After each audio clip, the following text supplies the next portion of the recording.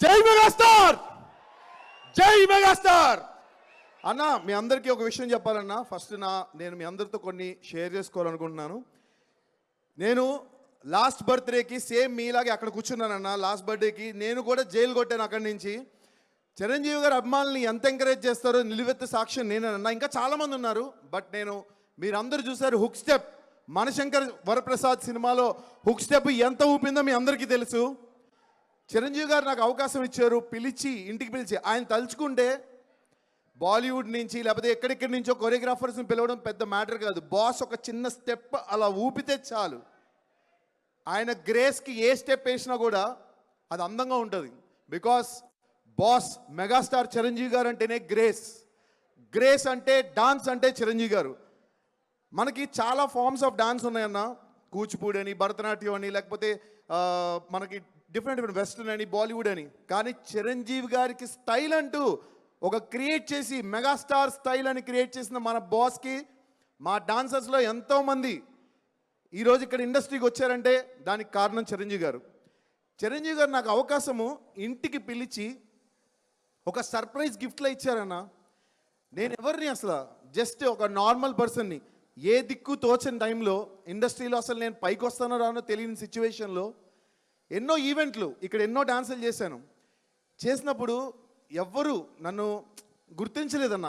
కానీ సాక్షాత్తు దేవుడు అంటే ఏ దిక్కు తోచని టైంలో ఆ శివుడు వెనకాల ఇలా నట్టి నువ్వు ముందుకెళ్ళన్నప్పుడు చిరంజీవి గారు మాత్రం చెయ్యిచ్చి నన్ను ముందుకు నడిపించి ఇదేరా నీ దారి అని నన్ను ఈరోజు ఇక్కడి వరకు తీసుకొచ్చారన్న. పచ్చిగా చెప్తున్నా, 5 వేళ్ళు ఈరోజు మా ఫ్యామిలీ తింటున్నామంటే దానికి కారణం చిరంజీవి గారన్న, మెగాస్టార్ చిరంజీవి గారన్న. ఈరోజు మీ అందరిలో నేను ఒకడిని. మెగా అమ్మల్లో నేను కూడా చిరంజీవి గారి సినిమా ఫస్ట్ డే సినిమా సత్యం థియేటర్లో ప్రతి సినిమాలో కూడా ఒక షర్ట్ ఎక్స్ట్రా నేను బ్యాగ్లో పెట్టుకుని, ఎందుకంటే షర్ట్ చిరిగిపోతుంది. షర్ట్ చిరిగిపోయి టికెట్లు తీసుకోవాలంటే టికెట్ తీసుకుని లోపలికి వెళ్ళి ఇందిరా స్టెప్పులకి, మన హిట్లర్ స్టెప్పులకి ప్రతి ఒక్క స్టెప్ కూడా నేను డాన్స్ చేసేవాడిని. అంత అభిమానం నాకు చిరంజీవి గారు అంటే. చెప్పే కదన్నా, ఈరోజు నేను ఇంత ఆనందంగా సినిమా ఇండస్ట్రీలో ఒక 20 ప్రాజెక్టులు వచ్చాయంటే దానికి కారణం చిర్రు చెయ్యేస్తే చినిగి చాట అయిపోద్ది. అది చిరంజీవి గారు అంటే. చిరంజీవి సార్ మాలాంటి కళాకారుల్ని ఎంతోమందిని అసలు లెక్క పెట్టలేనంత మందిని, కొన్ని లక్షల మందిని మీరు ఎంకరేజ్ చేసి ఇలా ఒక పొజిషన్లో నిలబెట్టారు సార్. మీకు ఎప్పటికీ మేమందరం రుణపడిపోయి ఉంటాం సార్. చిరంజీవి గారు ఏ సోషల్ మీడియా లేనప్పుడు, ఎటువంటి ఇది లేనప్పుడు బ్లడ్ బ్యాంక్ రక్తదానం చేశారు, కంటి దానం చేశారు. ఈరోజు సోషల్ మీడియా వచ్చి చాలామంది మనకి ఎక్స్ప్లోర్ అయ్యి చాలామంది ఇది చేస్తున్నాం అది చేస్తామని చెప్తారు.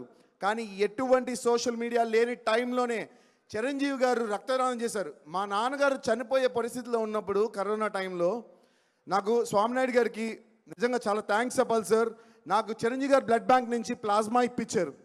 నేను ఆ రోజు మా అమ్మగారికి కరోనా టైంలోని మా అమ్మగారికి కానీ మా ఇంట్లో వాళ్ళందరికీ కూడా బ్లడ్ బ్యాంక్ వచ్చే మేము కోవిడ్ ఇంజెక్షన్స్ కానీ ఇవన్నీ కూడా తీసుకున్నాం. ఆ టైంలో మనకి చిరంజీవి గారు ఎంత సాయం చేశారో తెలుసు. ప్రతి ఒక్కరికి సాయం చేస్తారు చిరంజీవి గారు. ప్రతి ఒక్క ఇంట్లోని ప్రతి ఒక్క చిన్న ఈవెంట్లో కూడా ప్రతి దగ్గర కూడా చిరంజీవి గారు ఉంటారు. కానీ ఒక విషయం చెప్తున్నా అన్న, సోషల్ మీడియాలో ఎవడైతే తప్పుగా కామెంట్స్ పెట్టి ట్రోల్ చేసి పిచ్చిగా మాట్లాడుతున్నారో, ఇందాక బండ్లను చెప్పినట్టు వాళ్ళకి సునకానందం.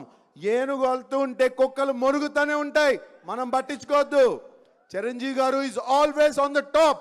నేను ఎప్పుడు చెప్తా ఉంటా, the one and only megastar Chiranjeevi garu. Sir we love you. మీ వెనకాల మేమందరం ఉన్నాం సార్. మా ముందు మీరున్నారు సార్, మా వెనకాల కూడా మీరున్నారు sir. Thank you so much. ఈ అవకాశం ఇచ్చినందుకు స్వామినాయుడు గారికి, అలాగే శివాచారి అన్నకి, అలాగే మా మనోహర్కి చాలా థ్యాంక్స్ అన్న. లవ్ యూ అన్న. ఒక్క హుక్ స్టెప్ మాత్రం అందరం కలిసేద్దాం అన్న. అందరూ ఫోన్స్ ఓపెన్ చేయండి. ఫోన్ లైట్ ఓపెన్ చేయండి.